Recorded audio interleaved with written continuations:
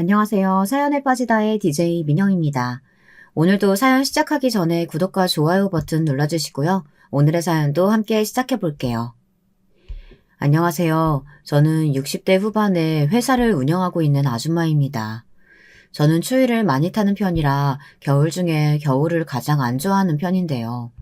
제가 운영하는 화장품 회사 출장권 때문에 요즘은 왔다 갔다 할 일이 많아 몸이 피곤하네요. 그래도 차 안에서 비행기 안에서 듣는 이 사연 채널 덕분에 심심찮은 위로가 되고 있습니다. 혹시 여러분은 동창회에 나가시는 편인가요? 저는 지금으로부터 오래전 동창회에 나간 기억이 있습니다. 거기서 악연을 만나는 엄청난 일이 벌어졌죠. 그 덕분에 지금도 동창회 하면 그 기억이 가장 먼저 떠오르곤 합니다. 얼마 전엔 평소처럼 출장을 가며 사연을 듣다 저도 모르게 그 기억이 떠올라 한번 적어보게 되었는데요. 필력은 훌륭하지 않지만 꼭 여러분들과 공유하고 싶은 마음에 적어봅니다. 우선 저는 처음부터 사업을 운영하거나 그럴 생각은 없었고요. 저희 시아버지 쪽 회사를 살리기 위해 관여하다 보니 어쩌다 제 회사를 운영하게 되었습니다. 그 전엔 정말 숱한 고생을 많이 했죠. 여러분들 혹시 제 나이 동년배 분들이라면 아시겠지만 저희 때는 가난하고 다들 살림이 고단했잖아요. 저희 친정은 그 중에서도 유독 퍽퍽하고 힘든 시기를 어렵게 지나가고 있었습니다.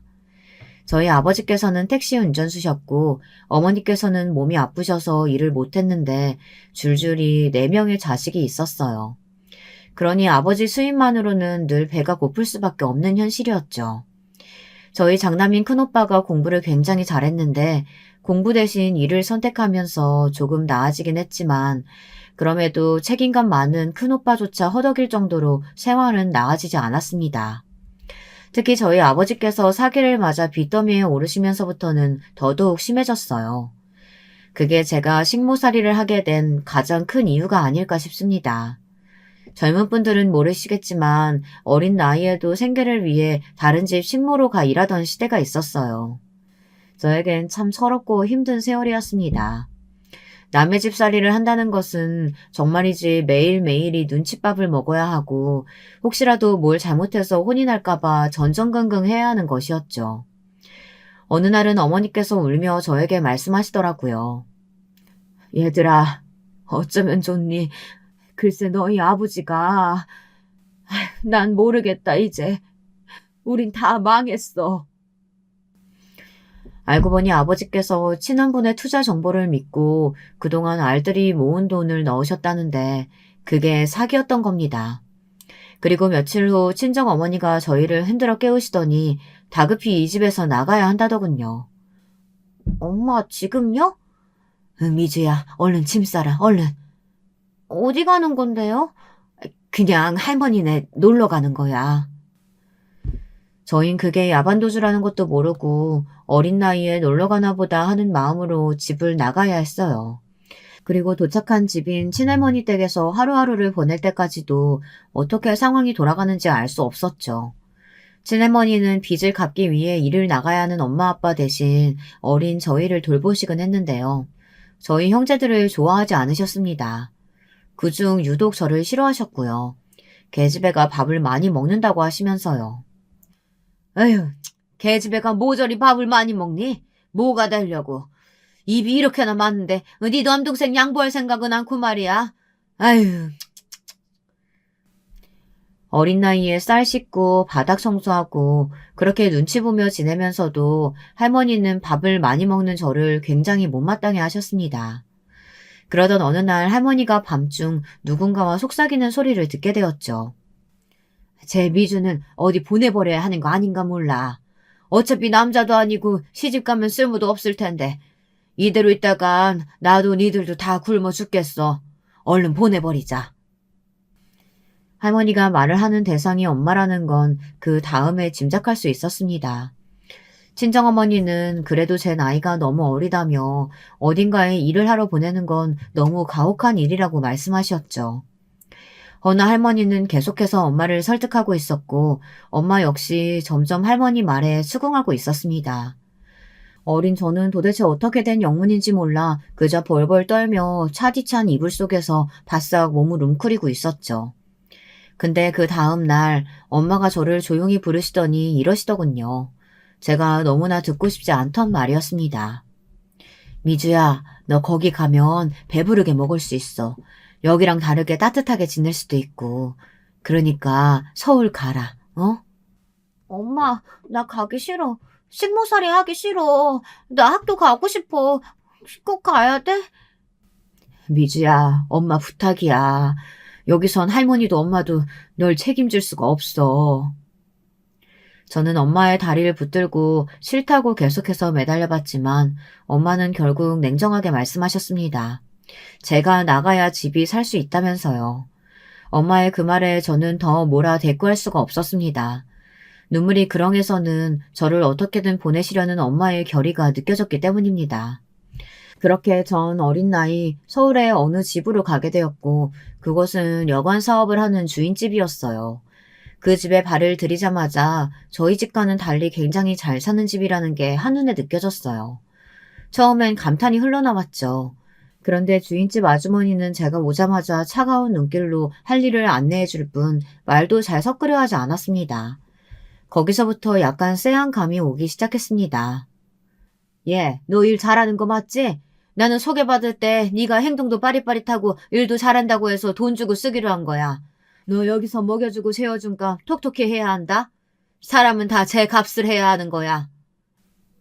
네. 기운 없이 고개를 떨구며 알겠다고 하는 제게 주인집 아줌마는 더 차가운 눈길을 보내며 그날 할 일을 지시했습니다. 일단 네 그 꼬질한 옷 벗고 깨끗이 씻은 다음에 새 옷으로 갈아입어라. 우리 집에서 그 거지 같은 행색은 절대 허락 못하니까. 다 끝나면 저녁밥 지어야 하니까 다른 신모 언니들한테 물어보면서 돕고. 알았니? 참고로 여기는 너만한 나이 우리 딸도 함께 살고 있으니까 거슬리게 행동하면 안 된다. 네, 알겠습니다.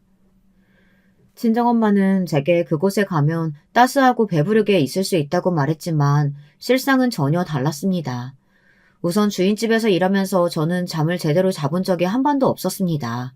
아주머니는 게으름을 피우는 것을 상당히 싫어하셨고 게으름 피우는 아이한텐 절대 밥을 주지 않겠다고 하셨어요.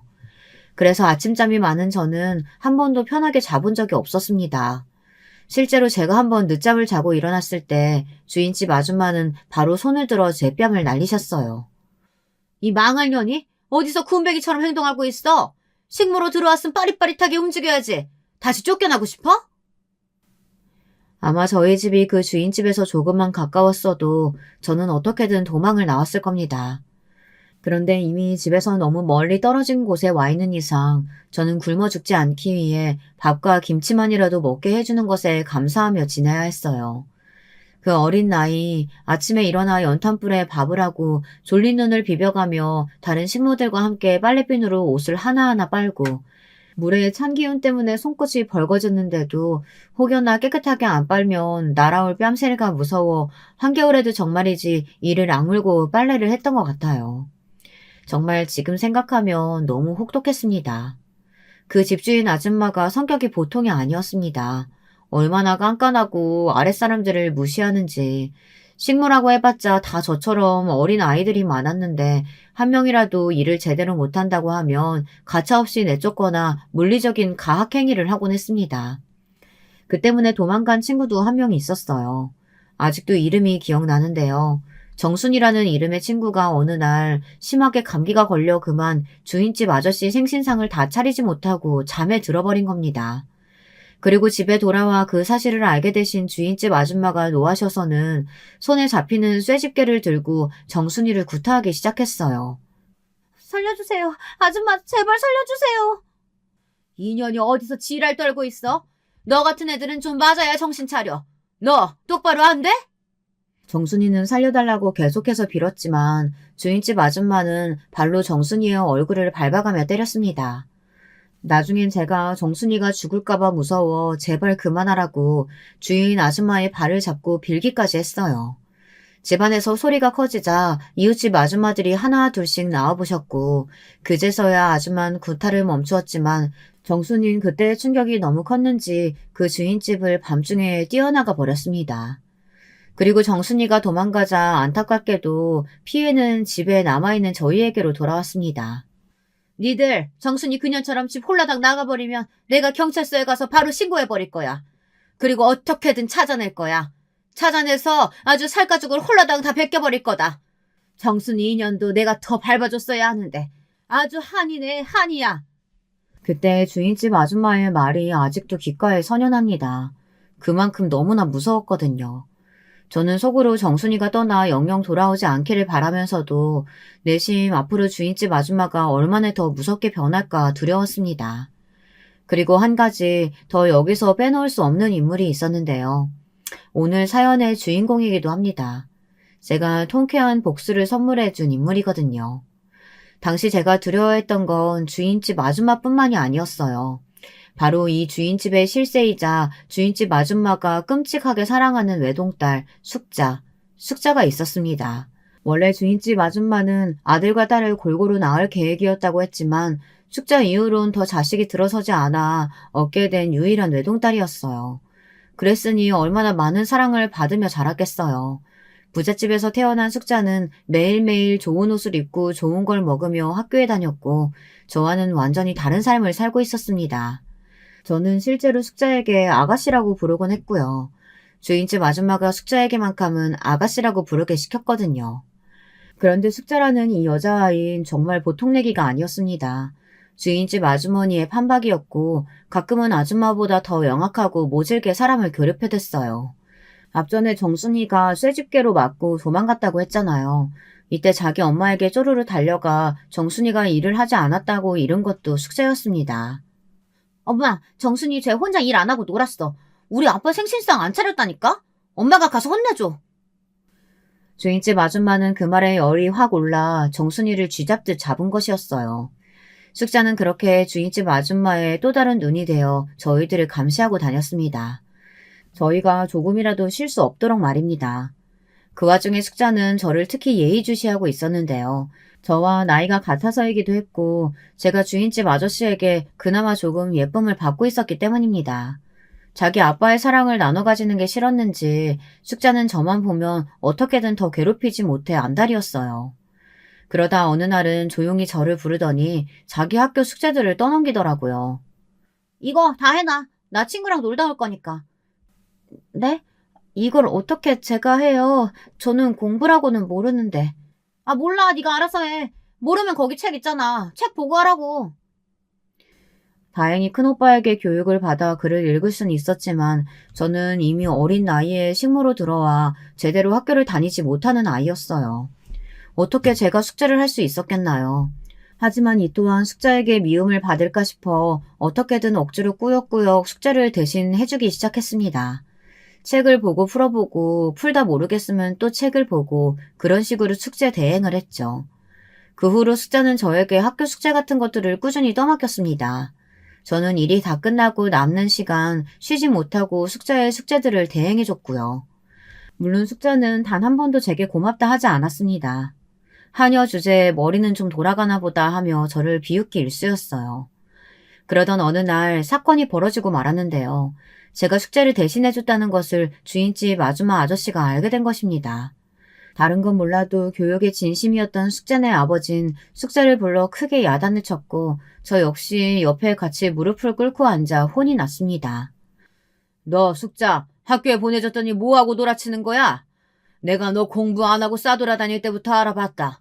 어디 할 짓이 없어서 네가 해야 할 숙제를 위주한테 시켜. 너 그 정도로 모자른 놈이야? 주인집 아저씨는 한번 화가 나면 굉장히 무서워지는 성격이었기에 숙자는 그에 아무 말 못하고 눈물만 뚝뚝 떨고 왔습니다. 그땐 저도 덩달아 무서워 벌벌 속으로만 떨고 있었죠. 그런데 숙자가 그냥 잘못한 일에 대해 혼나고 넘어갔으면 될 것을 갑자기 뭐가 억울하고 분했는지 거짓말을 하는 겁니다. 자기가 숙제를 시킨 게 아니라 제가 숙제를 해주고 싶다고 졸라서 한마디로 제가 원해서 맡긴 것이라고요.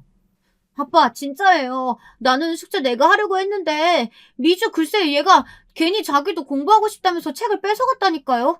책을 뺏어가는데 내가 어쩔 도리가 없잖아요. 아빠, 미주 얘 되게 욕심 많아요. 내가 학교 다니는 거 엄청 시샘하고 부러워했다니까요.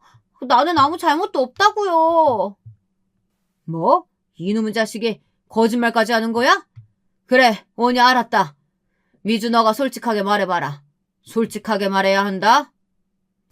숙자의 눈치가 보이긴 했지만 저는 사실대로 말했어요. 숙자가 시켰고 그걸 거절하면 안 좋은 일을 당하게 될까봐 어쩔 수 없이 한 거라고요. 여기서 거짓말을 해봤자 상황만 더 안 좋아질 게 뻔했거든요.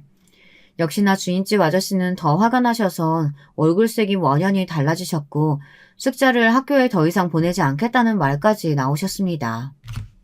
내가 열심히 벌어먹이고 살면 뭐하냐. 계집애가 공부도 안 하고 매일같이 놀러다니기 바쁜데. 됐다. 너 같은 애한텐 돈 들여 학교 보내줄 필요 없어. 숙자는 그 말에 엉엉 울며 잘못했다고 빌었지만 아저씨는 결정을 물을 기미가 안 보이셨습니다. 주인집 아주머니와 숙자가 함께 며칠을 싹싹 빌어 다시 학교에 가게 됐지만요. 그런데 문제는 여기서부터였습니다. 숙자가 저를 어떤 밀고자로 생각한 건지 그 후로부턴 저만 보면 살기 어린 눈빛으로 가만두지 않겠다는 말을 하더군요.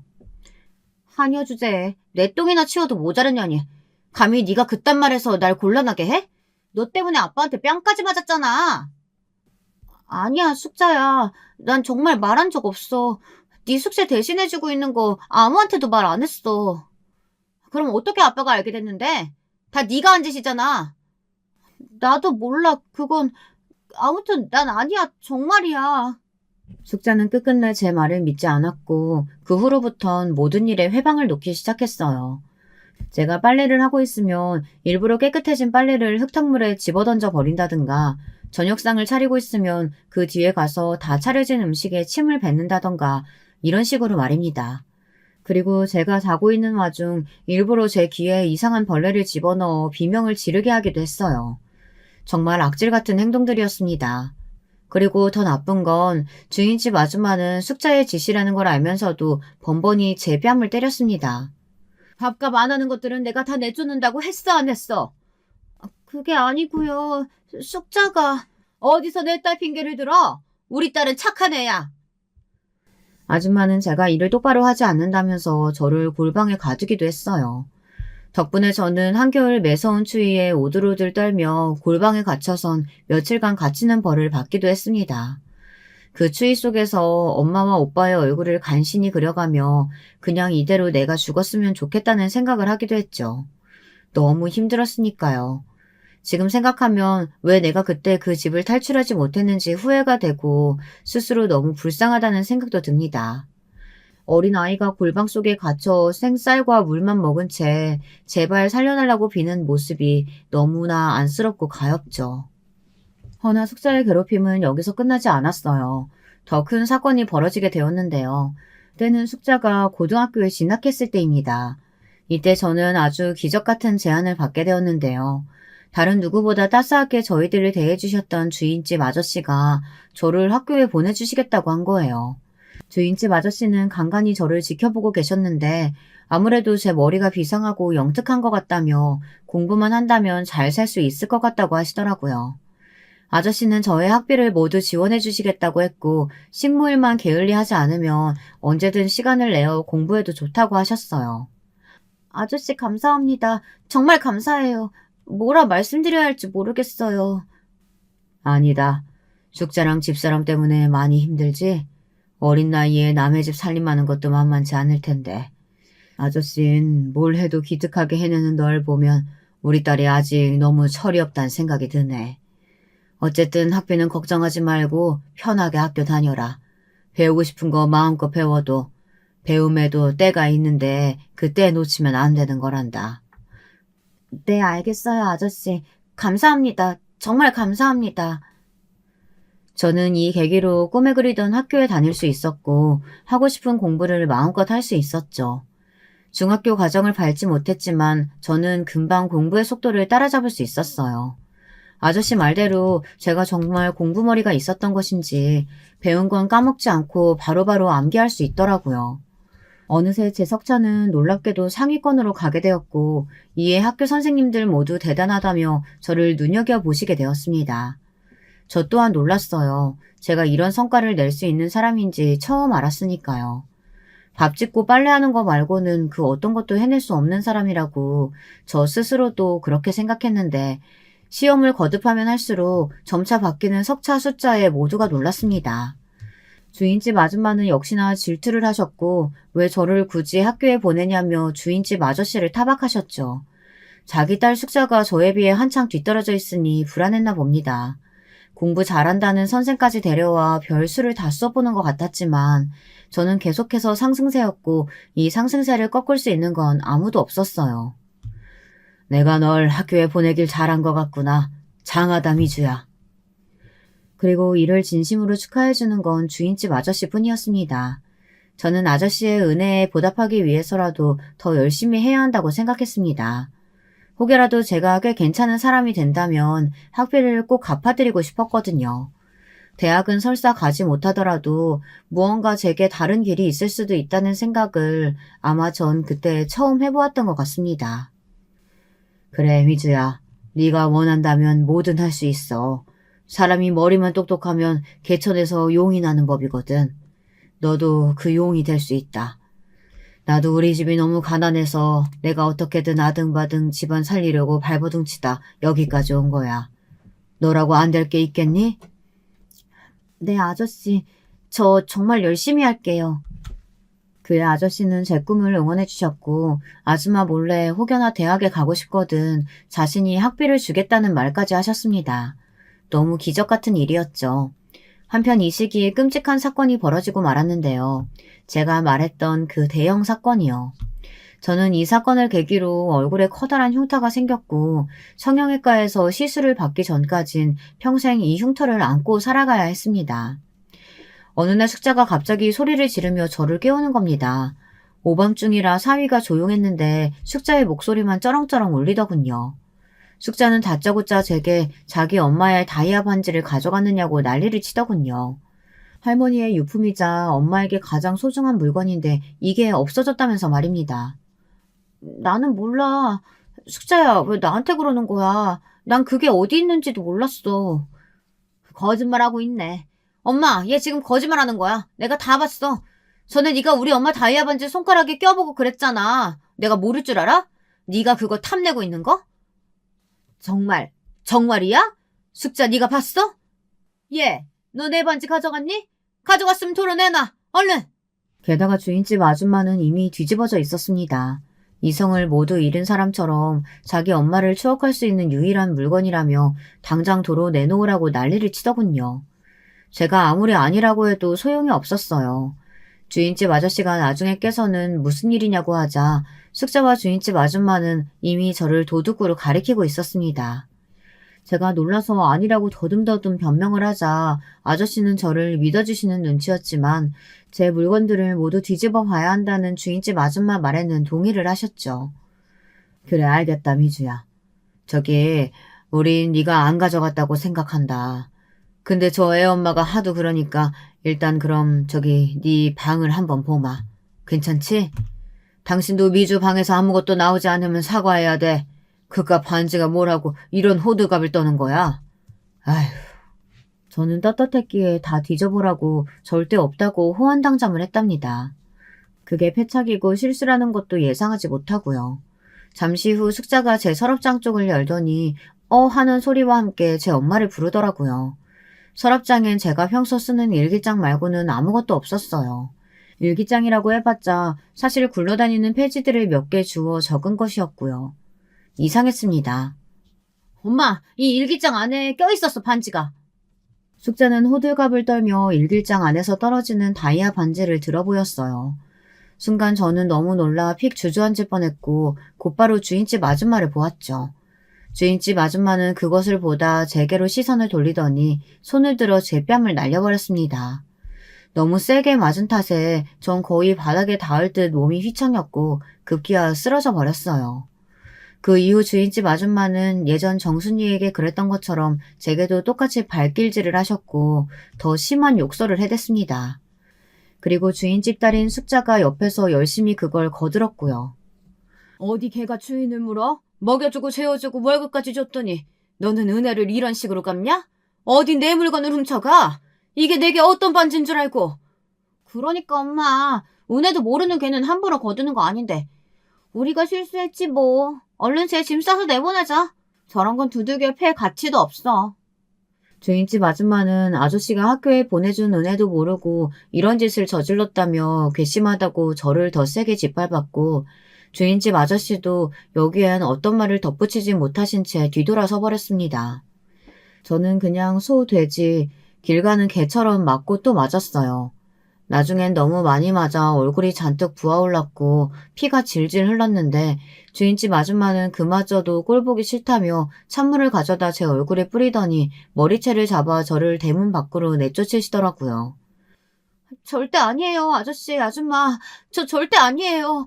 제가 왜 아줌마 반지를 훔쳤겠어요. 저 그런 거 탐내는 사람 아니에요. 어떻게든 제가 아니라고 저 역시 해명하고 싶었나 봅니다. 다른 게 아니라 저를 믿어주신 주인집 아저씨에게만큼은 떳떳하고 싶어서요. 그런데 숙자는 대문 밖에서 더 밀려나지 않고 계속 항변하는 제게 다가와 세게 뺨을 올려붙이더라고요. 거지 새끼가 어디서 주제도 모르고 기어올라? 야, 이 다이아몬드 반지 네 몸값보다 비싼 거야. 저는 숙자가 일부러 버린 짓인 것을 알고 있었어요. 그래서 더 억울하고 분했지만 숙자는 끝까지 아주 뻔뻔한 얼굴로 웃어 보이며 저를 도둑으로 몰아갔습니다. 그렇게 저는 제가 성심을 다해 일한 곳에서 잔뜩 얻어맞은 채 쫓겨나게 되었고 그게 주인집에서의 마지막 기억이었답니다. 그 이후 저는 갈 곳이 딱히 없었기에 어디 화장실 같은 곳에 들어가 잠깐 눈을 붙였다가 친정의 품이 생각나 미친 듯이 기차를 타고 할머니 댁으로 향했습니다. 그저 엄마와 아빠의 얼굴이 너무나 보고 싶었어요. 과연 엄마와 아빠가 나를 반겨주실까 두려움은 있었지만 막상 할머니 댁에 도착하고 나선 눈에 뵈는 거 없이 엄마와 아빠를 부르며 뛰쳐들어갔죠. 저희 엄마는 완전히 망가진 상태의 저를 보시곤 거의 기겁하셨어요. 제 얼굴과 얼굴에 자리한 큰 상처, 그리고 멍이 잔뜩 들어있는 몹쓸 몸 상태에 너무 놀라신 거죠. 친정엄마는 저를 붙들고 한참을 우시며 모든 게 자기 죄라고 한탄하셨습니다. 괜찮아 엄마, 울지 마. 미안하다 우리 딸, 엄마가 너무 미안해. 친정엄마와 아버지 모두 저에게 죄스러워하셨습니다. 하지만 다행히 할머니 댁에 살면서 소름 끼치는 주인집의 기억도 조금씩 떠나보내게 될 수 있었어요. 그럼에도 저는 한 가지 가슴속에 이루지 못한 꿈 내지 열망이 있었는데요. 그건 바로 학업에 대한 열망이었습니다. 고등학교는 비록 다 마치지 못했지만 공부를 잘했던 가닥이 있었기에 저는 엄마에게 검정고시를 보고 대학에 가고 싶다고 했고 대학 학비는 제가 벌어 다니겠다고 말했답니다. 그래, 우리 딸이 하고 싶다는데 엄마가 허락 못 해줄 거 있니? 엄마도 열심히 일해서 우리 딸 학비 못 해줄게. 너무 감사하게도 친정엄마는 제가 식모살이하며 얻은 얼굴의 상처가 가슴이 아팠는지 공장에 들어가 일을 하셔서라도 학비를 도와주시겠다고 했어요. 그리고 그때 하늘에서 가여운 절 조금 도운 것인지 할머니가 돌아가시면서 제게 시골 땅을 남겨주셨기에 그 땅을 팔아 대학 학비를 보탤 수 있었습니다. 그렇게 저는 두 번째 인생을 살게 되었습니다. 저는 대학에 들어간 직후를 제 두 번째 인생이라고 이야기하고 다니는데요. 왜냐하면 대학에 들어가서 남편도 만났고 이후엔 결혼도 했기 때문이랍니다. 남편은 저와는 달리 부유한 집에서 태어나 여유롭게 공부한 사람이었는데요. 비록 저와 살아온 환경은 달랐지만 공유하는 가치관이나 성격은 잘 맞았어요. 제 얼굴의 흉터도 신경 쓰지 않았습니다. 그래서 대학 내내 만남을 가져오다 결혼을 하게 되었죠. 걱정했지만 시부모님도 무난하신 성격이었고 저희 친정이 못 사는 걸 아시면서도 저를 맏며느리로 반겨주셨습니다. 남편은 참고로 동생 둘을 둔 장남이었는데요. 도련님들이 아직 다들 어려 저와 남편이 도련님 용돈도 주고 어느 정도 보살펴주며 함께 지내게 되었어요. 시댁에 합가해 지내는 삶이라 하면 불편하기도 하고 시부모님 모시느라 조금 힘들기도 하지만 그럼에도 불구하고 저는 워낙에 힘든 생활을 했었기에 그저 가정이 주는 따스함과 그 든든한 울타리가 참으로 좋았던 것 같습니다. 집에서 아기 키우고 도련님들 챙겨드리고 나중에 시부모님 조금 아프셨을 땐 보살펴 드리는 것도 그리 아주 힘들지만은 않았어요. 제가 해야 할 일이라고 생각했고 시부모님도 남편도 모두 저에게 고마워했기에 버틸 수 있었습니다. 그러다 시아버지가 운영하시는 회사에 약간 문제가 생기면서 시댁의 가세가 급격히 기울었는데요. 이 역시 저희 친정 아빠가 겪은 상황과 크게 다르지 않아 더 마음이 아팠습니다. 시아버지는 당시 화장품 관련 사업을 하고 계셨는데 친한 지인분에게 사기를 맞아 상당수의 돈을 잃으신 상태였어요. 말씀을 들어보니 고향에서 동고동락한 중마고우라고 하더라고요. 시아버지도 배신감에 정신이 말이 아니었고 그 여파 때문인지 기억력도 전과 같지 않게 오락가락 하시더라고요. 그런 모습을 지켜보고 있자니 저는 이 가정의 한가운데에서 내가 이제부터 무엇을 해야 할지 어딜 보아야 할지 고민되고 걱정도 되었습니다. 그러다 시아버지가 완전히 병환으로 알아눕게 되시면서 갑자기 어머님이 저를 시댁으로 부르시더군요. 그때 어머님이 하신 말씀은 당시로선 상당히 충격적이었습니다. 애기야, 네 아버님이 하던 사업 말이다. 네가 물려받는 게 어떻겠니? 네? 아니 남편도 아니고 제가요? 그래. 내 아들 내가 키워 잘 알지만 저놈은 사업할 배짱은 없는 녀석이야. 사업 머리도 그렇고. 왜 옛말에 사업할 사람은 따로 있다고 하지 않니? 나는 그게 왜인지 너 같구나.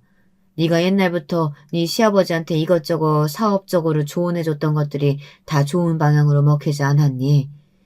이는 이제 일어날 기미가 보이지 않으니 나도 선택을 해야 돼.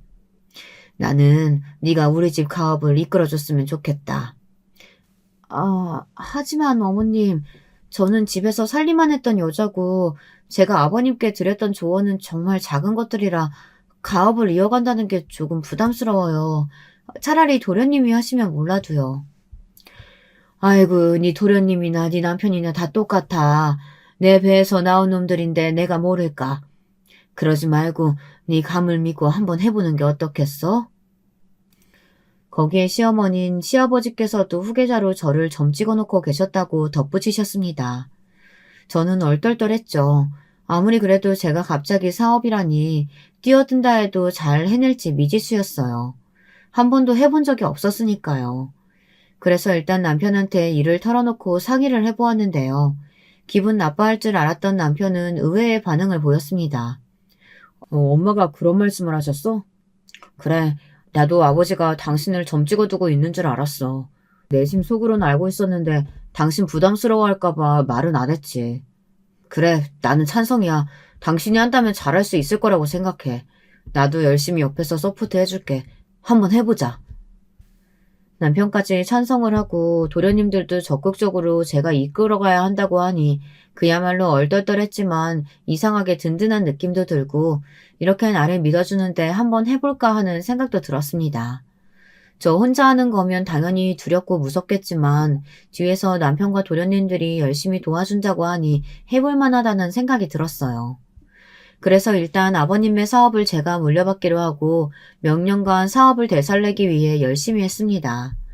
먼저 아버님의 오랜 지인분들을 제가 직접 찾아가 무릎을 꿇고 도움을 요청드렸어요. 무례한 부탁일 수 있지만 저희가 정말 어려워서 이렇게 신뢰를 무릅쓰고 찾아왔어요. 저희 아버님이 아프시면서 며느리인 제가 가업을 이어받게 되었어요. 여기 있는 분들 모두 아버님과 절친한 분들이라고 들었습니다.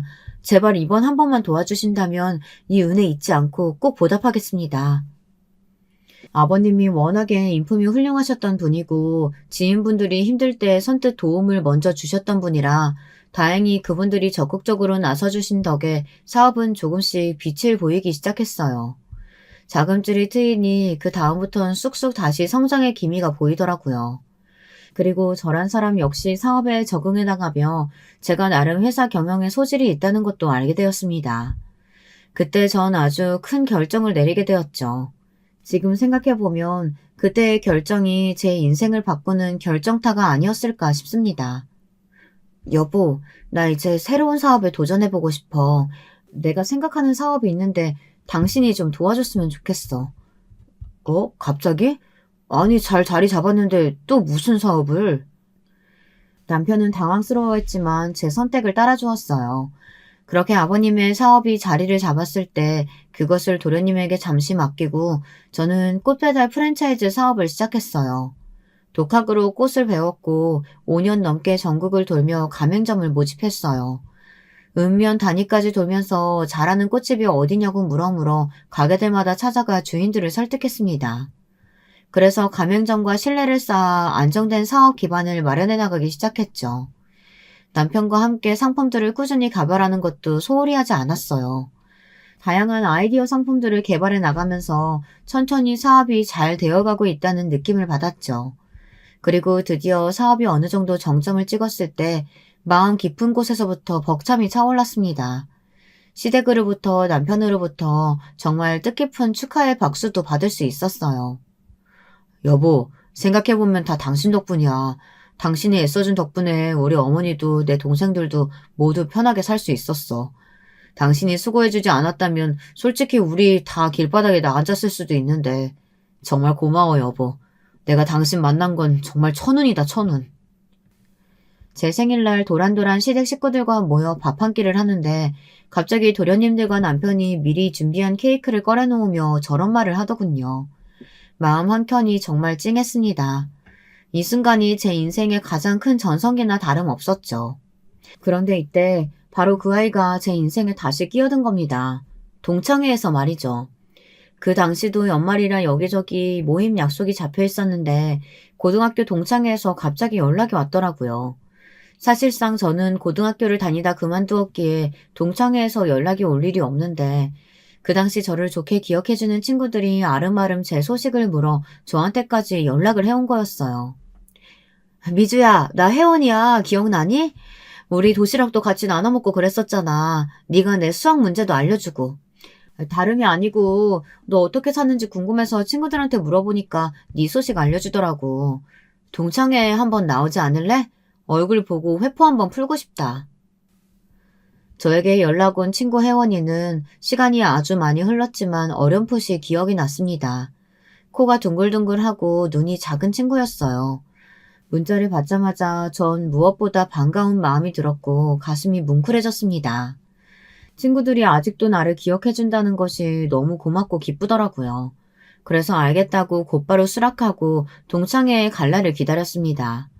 그리고 속으로 혹시 마주치게 될 숙자에 대해서도 염두에 두었어요.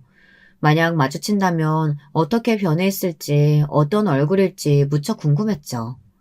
저는 이날 남편과 함께 가고 싶었지만 남편이 바빠서 참석하지 못했고 저 혼자 가게 되었는데요. 설레는 마음으로 기사에 차를 타고 동창회 장소에 도착한 순간 나이를 아주 많이 먹은 옛 친구들 얼굴이 하나둘 눈에 들어오더라고요.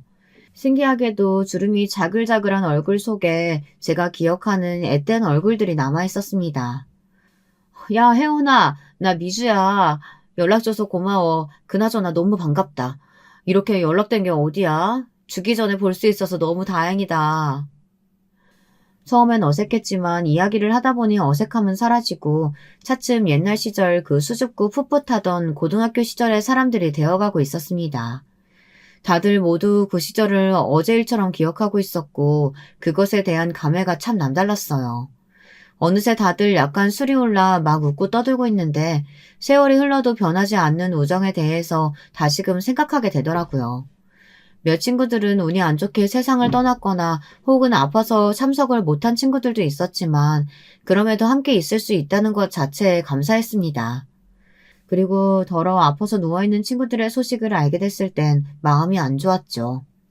그런데 그때였습니다. 갑자기 문을 열고 누군가 들어오는데 명품으로 치장을 한 여자더군요.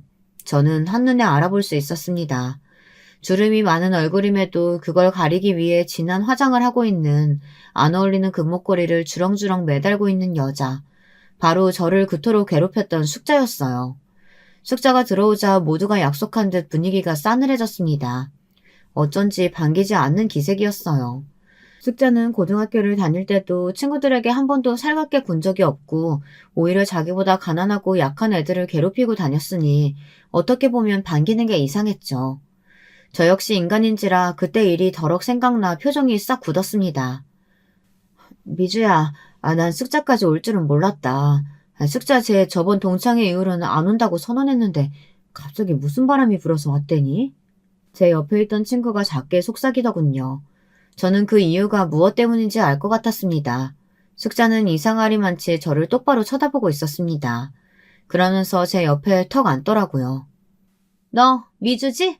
반갑다. 이번에 네가 동창회에 나온다고 해서 내가 나왔지 뭐야. 아니 근데 넌 고등학교도 졸업 못했는데 우리 애들이 불러줘서 나온 거라며? 참 우리 애들 성격도 좋네. 그나저나 잘 지냈니? 네 얼굴 보니까 활자가 좋아 보이진 않는데. 숙자는 저를 보자마자 바로 시비부터 걸었습니다. 이 순간만을 기다려왔다는 듯 유치하게 자기 할 말만 쏙 하더라고요. 거기다 제가 남편과 함께 못 온 것에 대해서도 남편과 이혼을 한 거냐는 등 남편이 별 볼 일 없어 창피해 못 데려온 거냐는 등 지나친 발언들을 서슴지 않았어요. 저 또한 슬슬 화가 나기 시작했죠. 어린 시절 제게 했던 못된 짓은 싹 잊은 채로 숙자가 저를 아직도 자기 집 식모로 보고 있다는 생각이 들더라고요. 내 남편은 바빠서 같이 못 왔어. 사업차. 그리고 동창회 분위기 흐리지 말고 그냥 밥이나 먹다가 괜히 시비 걸지 말고. 뭐 하는 짓이니? 애들도 다 불편해하잖아. 어머, 너 말 웃기게 한다? 내가 언제 시비를 걸었다 그래? 아니, 그나저나 너 요즘 어떻게 살고 있어? 나 네 소식 되게 궁금했거든. 뭐 어디 식당 같은 데서 일하니? 뭐?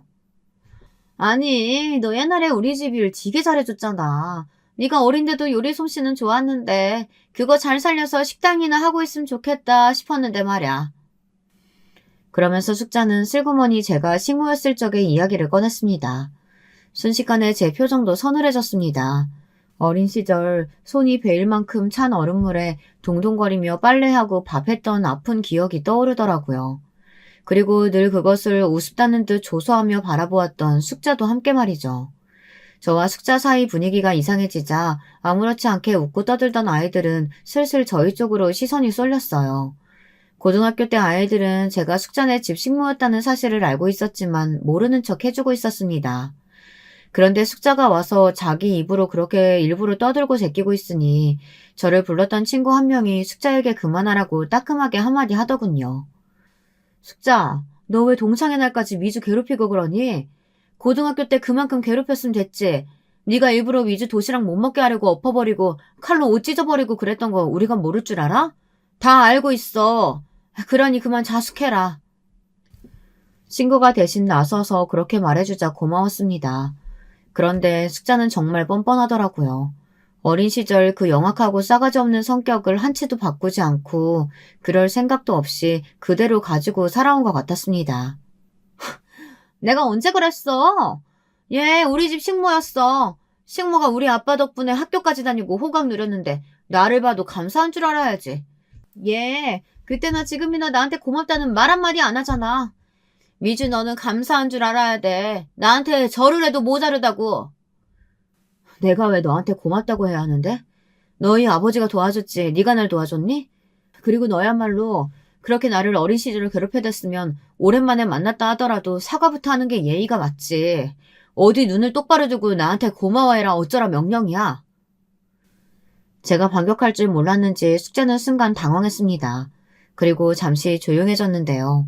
그때 서빙하시는 분과 함께 숙자의 남편이 들어왔습니다. 숙자의 남편을 보는 순간 이번엔 제가 당황하고 말았는데요. 왜냐하면 숙자의 남편은 저희 남편 회사 직원이었기 때문입니다. 남편 회사라 하면 제가 다시 일으킨 시아버지의 화장품 회사였어요. 잠깐 도련님에게 넘어갔다 남편이 다시 경영권을 잡고 있는 회사였죠. 그런데 그 직원은 남편의 비서였습니다. 모를 수가 없는 얼굴이었죠.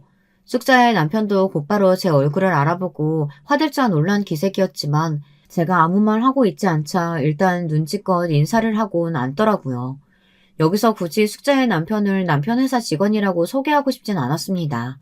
그렇게 한다면 순자를 톡톡히 망신 줄 수 있겠지만 똑같이 저급하게 굴고 싶지 않더라고요. 다만 이미 숙제 때문에 기분이 한 차례 망친 마당에 더 앉아있고 싶지 않아 가려고 했습니다. 친구들도 받겠다. 숙제로 인해 아픈 기억을 들쑤시고 싶지 않았어요. 그런데 그때였습니다. 어머, 얘들아, 내 다이아 반지가 없어졌어. 어머, 어떡해. 그거 우리 남편이 결혼기념일에 사준 건데, 어떡하면 좋아. 마치 데자뷰 같았습니다. 숙자는 계속해서 자기 가방을 뒤지더니 아무래도 안 되겠다며 화장실까지 다녀오고 식당 직원에게 찾아주지 않으면 식당을 뒤집어 엎겠다는 말도 안 되는 엄포까지 놓았습니다. 진상짓을 하는 건 그때나 지금이나 똑같았죠. 더 상황에 끼고 싶지 않았던 저는 친구들에게 그만 인사를 구하고 자리를 떠나려고 했어요. 그런데 숙자가 갑자기 아주 어이없는 이유로 저를 붙잡더군요. 야, 이미주, 너 가방 쏟아봐. 뭐라고? 네 가방 말이야. 너 아까부터 자꾸 가방에 손이 가 있던데 거기 뭐 있는지 내가 좀 봐야겠어. 아, 뭐해? 얼른 가방 부어 테이블에. 안 부으면 나 네가 가져갔다고 생각하고 지금 바로 경찰서에 전화할 거야. 내가 경찰 쪽에 인맥이 얼마나 많은지 알아? 이번에도 숙자는 저를 도둑으로 몰려고 하고 있었습니다. 정말이지 그때의 기억이 샘솟으며 주먹이 부들부들 떨리더군요. 내 가방에 없으면 어떡할 건데? 너 내 가방에 없으면 어떡하려고 내 가방을 지금 검사하겠다고 하는 건데? 야, 심증이 있으니까 뒤져보자고 하는 거지. 내가 괜히 이러니? 너 아까부터 계속 내 명품 가방이면 옷이면 흘끗흘끗 봤잖아. 내가 모를 줄 알아? 역시 거지근성은 어디 안 가는 것 봐. 됐고, 얼른 가방 부어. 그 다이아 반지 찾아야 되겠으니까. 그때 순간 어린 시절 눈물나게 숙자 엄마에게 매타작을 당했던 기억이 떠오르며 저도 모르게 손이 올라갔습니다. 그런데 일이 일어난 거죠. 숙자 남편이 저보다 더 발빠르게 움직여 숙자의 뺨을 내리친 겁니다. 순식간에 일어난 일에 동창의 친구들 포함해 모두가 놀라 눈을 껌뻑었습니다. 사모님 죄송합니다. 저희 와이프가 너무 실례를 하고 말았네요. 정말 죄송합니다. 당신 얼른 사과드리지 못해? 여기 우리 회사 회장님 사모님이야. 뭐? 누가 회장이라고? 얘 우리 집 식모 미주 남편이? 이때서야 저는 숙자를 제대로 참교육시켜줘야겠다는 생각이 들었습니다. 아직도 숙자는 저를 자기 집 식모로 깔보고 있었고 지금껏 그 긴 세월이 지나면서도 반성이라고는 단 한 번도 하지 않았으니까요. 그래, 내가 사모님이네. 네 남편 회사 회장의 사모라고. 정신 차려. 나 너한테 도둑으로 누명 씌워 나 내쫓았을 때 너 때문에 네 엄마 때문에 나는 얼굴에 큰 흉터를 입었어. 사람들 수군거림 속에서 몇십 년을 살았다고. 제발 인간이라면 반성이라는 걸 좀 해라. 그러고 살면 너무 부끄럽지 않니? 저는 그 정도 말만 남겨둔 채 기사의 차를 타고 이동했습니다. 그 뒤 숙자의 남편은 숙자를 끌고 와 죄송하다며 한 번 더 용서해달라는 말을 한참 하더군요. 저희 남편은 숙자의 남편이 비서로서 오랜 시간 함께한 만큼 설마 제 얼굴을 그리 만들었을 사람이 이토록 가까이 있을 거라곤 상상도 못했다며 놀라워했습니다. 너무 기막힌 인연이네. 하지만 선처는 해주고 싶지가 않아. 당신이 원하면 난 비서고 뭐고 자르고 싶어. 그럴 필요 없어. 그 사람이 죄를 저지른 건 아니니까. 죗값을 치를 사람은 따로 있지. 저는 숙자에게 통쾌한 한 방을 날렸다고 생각했기에 넘어갔습니다. 숙자도 이미 계급이 어떻게 바뀌었는진 여실히 알았으니 그걸로 덮고 가기로 했어요. 때론 저에게 상처를 준 사람을 인생에서 떠나보내는 것이 진정으로 용기 있는 일이라는 생각이 들어서 말입니다. 여기까지가 제 이야기입니다. 오래전 기억이지만 꺼내봤습니다. 쓰다 보니 정말 다사다난한 인생이었던 것 같네요. 여러분들 모두 감기 조심하시고 연말 잘 보내세요. 여러분, 두 번째 사연 시작하기 전에 좋아요와 구독 꼭 눌러주실 거죠? 그럼 두 번째 사연 바로 시작합니다. 전 요즘 들어 그렇게 시원하고 살맛이 날 수가 없어요. 이렇게 된 건 최근이고 이런 시점으로 오기까지는 아주 많은 일들이 있었답니다. 살다 보니 이제 지인들한테 결혼에 대해 그냥 무조건 해보라는 말은 이제 할 수가 없을 것 같아요. 저희 남편을 비롯해서 우리 시부와 시모 같은 케이스들을 보면 말이에요. 할 말이 아주 많지만 일단 한번 정리해보는 마음으로 처음으로 거슬러 올라가 볼게요. 저와 남편은 연애 결혼을 했는데 2년 정도 만났어요. 얼마 나이 차이도 많지 않았지만 그래도 장남인 이 사람은 꽤 오빠 대접을 받고 싶어 했어요. 저도 그에 맞춰서 잘해주었고 이 무렵 돼야 양가에서도 반응이 나쁘지 않았기 때문에 결혼까지도 무사히 흘러가게 되었답니다. 그런데 한 가지 문제는 시댁은 잘 살지도 못 살지도 않는 형편이었거든요. 큰아들이 장가 간다고 평소 갖고 계시던 작은 빌라를 주셨는데 20평대라서 그리 조건이 좋은 것은 아니었어요. 그런데 그걸로 엄청 생색내시더라고요. 특히 아버님이 말이에요. 우리 준영이한테 시집 오려면 이것저것 준비는 잘했어야지. 그냥 몸만 딸랑 오는 게 어디 있냐? 네 집에서는 여기 와보고 놀러와지도 않아? 어? 사돈한테 넙죽 엎드려서 고맙다고, 날 자식 걷어줘서 이런 데 살게 해줘서 고맙다고, 왜 그런 인사도 없어? 이런 말을 정말 낯 한 번 바꾸지 않고 쉽게 하시는 분이에요. 아니, 왜 우리 엄마 아빠가 그런 허름한 빌라에 와서는 주변을 쓱 둘러보고 감탄한 다음 시부모님한테 고맙다고 인사를 해야 되는 거예요? 아버님이야 우리 본가에 와볼 일이 없었겠지만 아빠는 60대가 넘어서도 제2의 직업을 갖고 열심히 일하시고 나름 재테크도 잘하신 편이에요. 저도 당시 몇 억 안 되는 집이랑 결혼하면서 제 돈 1억 갖고 왔다고요. 엄청 기우는 결혼도 아닌데 저렇게 말씀을 하시더군요. 처음엔 저도 아버님이랑 나쁘게 지내고 싶진 않아서 참았어요. 그냥 다녀가시기만 하고 저희들끼리 잘 살라고만 하셨어요. 다른 말씀은 안 하시던데요? 근데 묘하게 제 말투가 기분이 나쁘셨나 봐요. 이 순간에는 별말 안 하고 그냥 계시길래 그런가 보다 했거든요. 나중에 집에 와서 저희 남편한테 전화해서는 막 소리를 지르시는 거예요. 이때부터 본격적인 시댁 갑질이 시작된 거예요. 야, 준영아, 걔는 말투가 왜 그러냐? 입도 삐뚤어져가지고 얼굴도 못 났으면 말이라도 이쁘게 해야지. 기집애가 어디서 말을 그렇게 못돼 처먹게 하는 거냐고. 어른이 이렇다면 이런 줄 알지. 거기서 꼬박꼬박 받아치는 거 봐라. 아주 지집에서 오냐오냐 하고 키웠나 봐. 저딴 기집애들은 자라면서 등짝 깨나 맞아가며 키워야 버릇이 제대로 들지. 너 쟤 제대로 손봐라. 알았어? 와, 살다 살다 이런 모욕적인 소리는 진짜 처음 들어봤어요. 학교 다닐 때 흔히 보던 독사같이 생긴 대머리 학생 주임이 고대로 시간이 지나 자기 며느리를 보면 저런 식으로 말하는 걸까요? 너무 상스러운 데다가 도대체 화날 포인트가 어디 있는지도 모르겠는 말들만 늘어놓으시는 거예요. 그런데 우리 아버님은 그뿐이 아니에요. 은근히 자기 집에서도 저 못지않게 저런 잣대를 겨누고 괴롭히는 사람이 있었으니 바로 둘째 아들인 우리 도련님이었어요. 맨날 장남인 우리 남편을 치켜 세우면서 칭찬하고 그러면서 그 바로 아래인 둘째 아들은 그렇게 편애를 하고 괴롭히더라고요. 우리 준영이가 최고지. 얘가 어릴 때부터 상장을 얼마나 많이 받아왔는지 몰라. 우리 집안에서 이런 녀석은 두 번 다시 나오기가 힘들어. 대학도 좋은 데 나오고 하여간 여기저기서 침 바르고 보통 이쁘게 본 게 아니야. 이 녀석은 아주 크게 될 녀석이라고. 이런 모습을 보면 대체 뭐 자식들이 몇 명이나 된다고 그중에서 저렇게 한 명만 꼬집어서 편애를 하시는지 모르겠더라고요. 도련님은 장가를 안 갔는데 가족 모임이 있을 때 빼고는 웬만해서 이런 모임들에 잘 안 나오더라고요. 아버님이랑 마주치길 싫어하는 듯 했는데 당연해 보였어요. 저도 남편에게 비슷한 질문을 했었고요. 솔직히 나 같아도 가족들 모이는 자리는 오기 싫을 것 같아. 아버님 진짜 너무 대놓고 비교하시는 거 아니야? 당신이 큰아들이고 이쁘긴 하겠지만 그렇다고 둘째 아들은 남의 집 자식도 아니고 이게 뭐야. 전에는 보는 내가 다 무안하고 민망하더라니까. 이 부분은 남편도 약간은 불편했던 모양인데 아니나 다를까 형제간에도 사이가 안 좋더라고요. 나중에 더 겪어보니 도련님도 썩 좋은 성격은 아니었지만 하여간 형제간 이렇게 경쟁하게 만들고 사이를 갈라놓는 걸 보니 자식들이 노력한다고 해봤자 부모님이 산통 다 깨버리면 아무 소용없는 것 같아요. 아버님이 또 얼마나 속을 긁으셨던지 안 그래도 불만이 많은 도련님이 갑자기 독립선언을 한 거예요. 어머, 도련님이 왜? 갑자기? 내 생각엔 절대 갑자기 그러신 게 아닌 것 같은데? 아버님이 또 뭐라고 하신 거 아니야?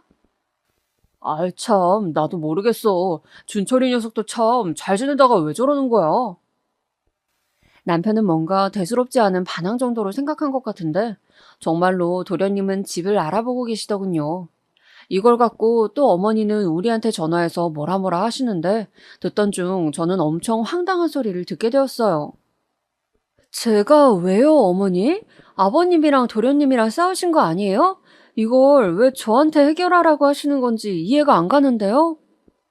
어머니는 제 말을 듣지도 않고 다 자르시더니 대충대충 말씀하시더라고요. 아니, 누가 뭐랬니? 너 보고 뭘 다 해결하라는 게 아니야.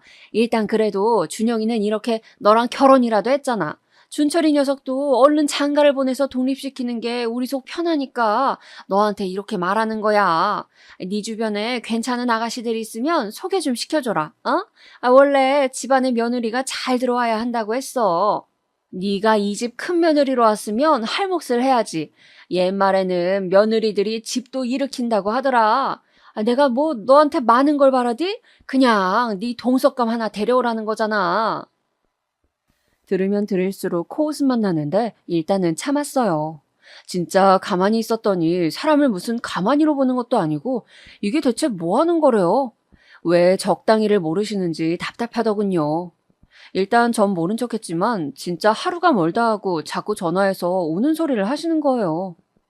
아직도 네 동석감 안 알아봤어? 준철이가 하루가 멀다 하고 짜증만 내고 우리 전화는 받지도 않는다. 네가 좀 달래봐라, 어? 이쯤 되니까 저도 좀 화가 나더라고요. 어머니, 이걸 왜 제가 중재해야 하는 건지 모르겠어요. 제가 소개를 안 시켜드려서 도련님이 집을 나가신 건가요? 그렇다 치면 도련님도 너무 이상한 거잖아요. 왜 이게 제 책임이 된 거예요, 어머니? 어머니는 제가 뭐라고 따지건 말건 안중에도 없으시고 무조건 자기 얘기를 해야 되는 분이셨어요. 지금 그런 거 가타부타 따질 때야? 네 아버님도 지금 준철이랑 싸우고 아주 시름시름 앓고 있어. 우리한테 방법은 너밖에 없는데 그럼 어쩌냐? 가족끼리 그런 것도 못 해줘? 얼씨구, 가족이라면서 이렇게 매일매일 아침마다 전화해서 사람을 닥달하고 괴롭혀도 되는 건가요? 듣다 듣다 너무 어이가 없었지만 일단은 좀 참아보기로 했어요. 당시 저도 임신 준비하느라 예민했었고 더 이상 고민거리를 늘리고 싶진 않았거든요. 그런데 솔직히 저도 우리 시댁 답이 안 나오는데 여기 둘째 며느리 자리를 누구한테 주겠어요? 아무리 머리를 굴려봐도 생각나는 사람이 없더라고요. 결국 저한테 넘어온 공을 남편에게 넘기기로 했답니다. 당신이 좀 알아봐. 회사에 여직원이나 누구 없어? 내 주변 애들은 지금 다 만나는 애가 있거나 연애할 생각이 없대. 맨날 어머니 저렇게 전화 걸어오시는데 내가 진짜 너무 스트레스야. 왜 당신은 안 알아봐? 당신은 형이잖아. 누가 봐도 틀림없는 말을 했는데 제 말투가 마음에 안 든다며 남편은 이상한 데에서 짜증을 내는 거예요. 너 왜 그렇게 말꼬리를 잡아? 우리 엄마가 뭐 널 잡으려고 그런 얘기를 한 마냥 기분 나쁘게 말하냐? 엄마야, 네가 이 집에서 엄마 외에 유일한 여자고 너를 편하게 생각하니까 의논하는 거지. 나도 알아보긴 할 텐데 그렇게 너무 스트레스 받는다는 식으로 말하지 마. 참, 제가 어쩌자고 이런 인간 역성을 들어줘가며 아기를 갖겠다고 그렇게 노력을 했는지 모르겠어요. 이러는 사이 시간은 점점 지나고 저는 임신이 잘 안 되어 아주 마음이 조급할 때였거든요. 우리 쪽에서 임신도 도련님을 위한 참한 색식감도 소식이 없으니 어머님이랑 아버님은 아주 속이 타들어가다 못해 뒤집어지실 지경이었나 봐요. 이윽고는 아버님이 저한테 전화를 하셨는데 이때 너무 기분이 나빠서 그런지 홧김에 남편을 찔러다가 결국 소개팅을 주선했답니다. 저도 참 미련한 게 그때 아버님이랑 정면으로 싸웠어야 했는데 왜 역성을 들어드렸을까요? 니네는 왜 그렇게 일 처리를 제대로 못하냐? 아니, 니들만 잘 살면 다야? 괜찮은 아가씨 좀 데려오라니까 그것도 못해. 내 주변 친구들은 전부 장가들 보내자마자 손주들 안겨주는데 그것도 못하고 대체 하는 게 뭐야? 준영이야 문제가 하나도 없지. 하여간 씨가 들어올 자리가 좋아야 되는데 애초에 자리를 잘못 깔았어. 진짜 어이없는 게 어떻게 이런 말을 하나도 거르지 않고 며느리한테 그냥 그대로 다 던져버리시는 걸까요? 그러면서 역시나 그 변함없는 레파토리가 또 등장하게 된 거예요. 애초에 그게 불만이었다고 말을 하시던가 계속 돌려가면서 저를 괴롭히시더군요. 우리 준영이 덕에 저런 집 얻어서 사는 줄도 모르고 돈 무서운 줄도 모르고 고마운 것도 모르는 너 같은 애는 진짜 혼 좀 나봐야 돼. 며느리 잘 얻어서 얼마든지 잘 살 수 있었는데 너 하나 때문에 지금 줄이 줄줄이 막혀가지고 네 시동생 장가 못 가. 우리 준영이도 자식 못 얻어. 이게 뭐냐? 니네 애미애비는 그래놓고도 잠이 온다냐? 하다 이렇게 얘기가 진행되니까 좀 참기 힘들더군요. 이때 저도 그냥 아버님이랑 정면으로 들이받아서 싸워야 했는데 제 몸이 많이 안 좋을 때였어요. 충격은 충격대로 받고 딱히 아버님과 싸울 에너지도 없었거든요. 이때 저는 이 통화 내역이 그대로 녹음된 것을 남편에게 들려줘 버렸어요. 제 핸드폰은 자동 녹음되는 거라 딱히 제가 의도하지 않아도 이렇게 되거든요. 이날은 하도 화가 나서 퇴근한 남편한테 들려주었더니 자기도 좀 멋쩍은지 저랑 눈을 못 마주치더군요. 전 딱 잘라 말했어요. 다 필요 없고 당신이 해결해. 누굴 데려오던 제발 그 지겨운 도련님 소개팅인지 뭔지 당신이 다 알아서 하라고. 세상 천지에 동서자리를 스스로 알아서 준비해오는 며느리가 어딨냐? 있으면 당신이 알아보고 그 자리도 새로 얻던지 해. 저도 많이 예민한 터였고 남편도 이때 부글부글 끓는 듯한 표정이었지만 참더라고요. 100번 양보해서 솔직히 이게 다 누구 잘못이에요? 남편이랑 엮였다가 줄줄이 얻어 걸리게 된 건데 모든 책임은 남편이 져야 하는 건 맞잖아요. 그렇게 해서 남편네 회사에서 두루두루 알아본 다음 그제서야 아가씨를 하나 알아와가지고 겨우 소개팅을 주선시키게 되었어요. 이걸 갖고도 처음에 말이 많았던 게 저는 처음에 아버님, 어머님이랑 도련님 간에 얘기가 다 된 줄 알았거든요. 그런데 그런 것도 아니고 그냥 막연하게 얘기가 나온 거예요. 도련님은 진즉 독립해서 자기 삶 잘 살고 있는데 장가 얘기가 부모님으로부터 나왔다고 하니까 저한테 막 성질을 내시는 거예요. 형수님, 누가 그런 거 해달라고 했나요? 참 할 일 없고 한가하신가 봐요. 그냥 형이랑 형수님 두 분만 잘 살면 되지 왜 저까지 끌어당기십니까? 됐고 저는 필요 없으니 물으시던지 하세요. 이것도 형인 남편이 말을 하면 될 것을 남편은 형제간에 멋쩍다면서 절 시킨 것이었거든요. 그랬는데 반응이 이 모양으로 나오니까 화가 치밀었어요. 도련님, 저도 그러고 싶지 않았거든요. 그럼 도련님이 직접 부모님께 전화하셔서 이런 거 안 한다고 하세요. 저는 또 얘기가 된 줄 알았어요. 하도 소개시켜주라고 해서. 어렵게 소개팅 자리 만든 거라고요. 싫으면 하지 마시고 대신 부모님께는 직접 본인이 얘기하세요. 그러자 도련님은 씩씩거리더니 전화를 끊어버렸고 이렇게 해서 저는 일단락이 된 줄 알았어요. 그런데 세상에 저희 집을 쾅쾅 두드리는 소리가 나는 거예요. 발로 차는 듯한 느낌의 소리가 나서 얼른 나가보았더니 그 자리엔 다름 아닌 아버님이 서 계시더군요. 너 바보야? 엥? 너 바보냐고? 이러면서 저한테 막 화를 내시는데 이유인즉슨 도련님이 아버님을 찾아가서 아주 한바탕을 했나 봐요. 일하시다가 갑자기 둘째 아들한테 날벼락 같은 소리를 듣고 나선 그 화풀이를 또 저한테 하시더군요. 그러면서 상황이 얼마나 웃기게 흘러갔냐면 평소에 아버님한테 쌓인 게 많았던 도련님은 이런 흐름이 정말 못 견디게 싫었나 봐요. 아주 거세게 대드셨나 보더군요. 이거 봐라 이거. 준철이 그 녀석이 밀어가지고 내가 넘어졌어. 다 너 때문이야. 일 처리를 그따위로 하냐? 누가 애 장가를 보내랬지 부모 자식 간에 싸움을 붙여. 하여간 멍청한 게 기어들어와가지고는. 진짜 저는 누가 저한테 설명 좀 해줬으면 좋겠어요. 이게 왜 제 탓이고 제가 멍청하다는 소리를 들어야 하는지 말이에요. 둘이서 자전거 가게 앞에서 소리소리 지르고 화를 냈고 화를 못 이긴 아버님이 도련님에게 책자인지 전단지인지를 집어던지셨나 봐요. 어린 자식 때리던 버릇을 아들이 30 중반이 넘었는데도 그대로 하려고 드니 이제 아들인 도련님도 열이 받아서 힘으로 그걸 막았나 봐요. 그러다가 아버님은 전혀 예상을 못하고 있었기에 뒤로 벌러덩 넘어갔고 따지고 보면 일방적으로 때리려 든 건 아버님이지 도련님은 아니거든요.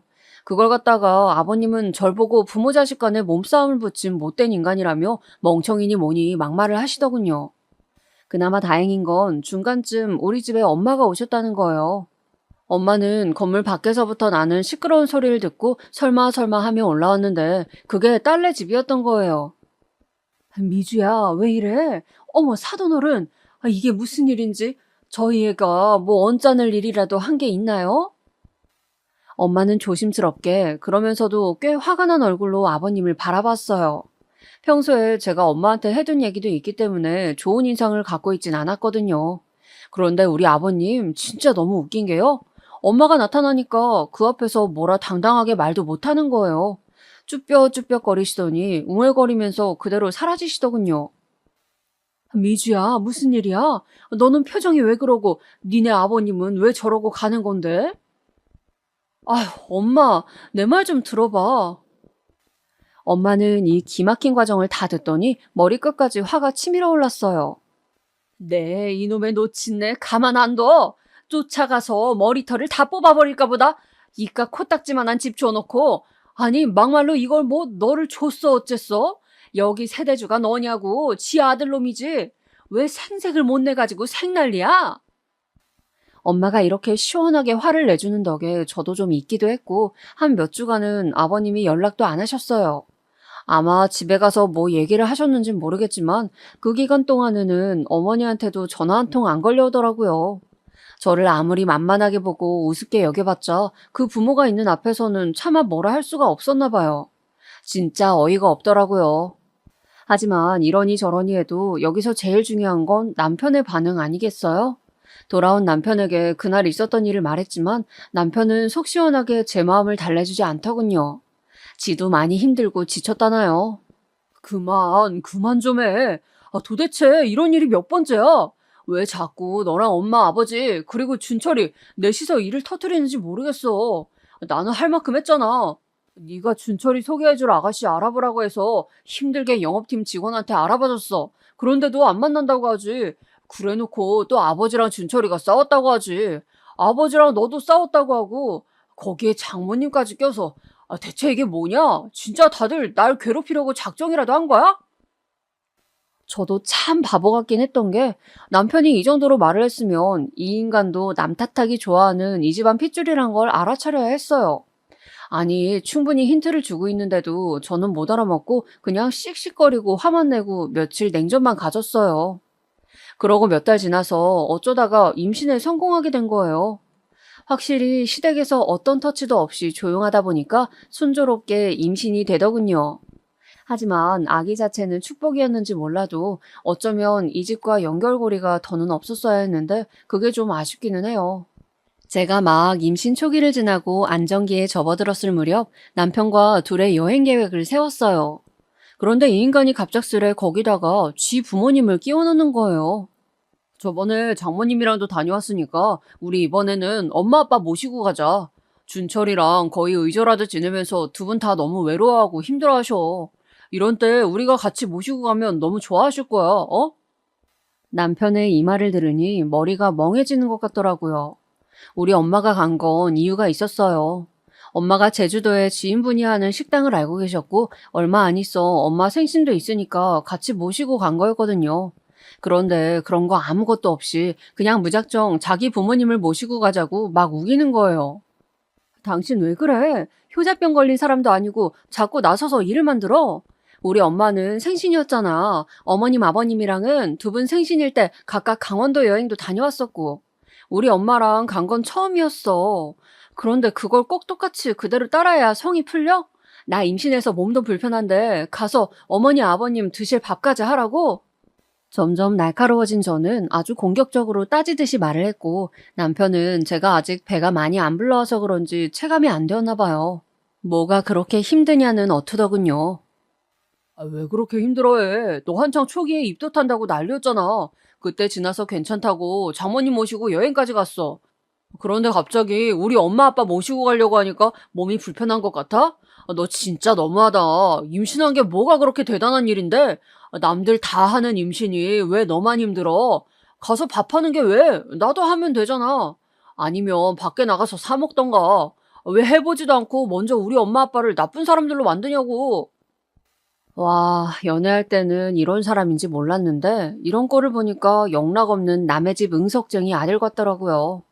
제 남편이자 제 아들의 아버지가 돼줄 사람이 아니고 그냥 어느 집 덩치만 크고 울보 떼쟁이 같은 아들로 보였어요. 저보다 나이도 많으면서 어쩜 이렇게 철도 없고 지질이 미운 말만 하는 걸까요? 하지만 저는 참 속이 터지게도 이때 또 참았어요. 사실상 임신하고 몇 개월 안 된 여자가 어떻게 이 무렵에 이혼을 생각할 수 있겠어요. 남편 하는 짓 조금 마음에 안 든다고 시부모가 싫다고 곧장 갈라설 생각은 못 하잖아요.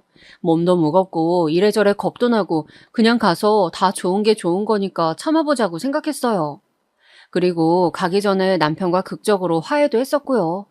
미주야, 내가 가서 다 할 테니까 너는 진짜 아무것도 하지 마. 꼼짝도 하면 안 돼, 알았지? 내가 다 알아서 할 거야. 맛집도 다 알아뒀고 한 끼 정도는 엄마 아빠가 찾으실 것 같아서 장도 봐놨어. 밀키트도 사왔고. 그러니까 너도 그냥 재미있게 놀면 돼. 운전도 전부 내가 할게. 이렇게 아주 열정적으로 말을 하더군요. 그래서 그러려니 하고 일단 움직이게 되었는데 너무 웃긴 게 그날 갑자기 너무 당황스러운 그림이 만들어진 거예요. 그렇게 의절하다시피 했다던 도련님이 대뜸 나타났지 뭐예요?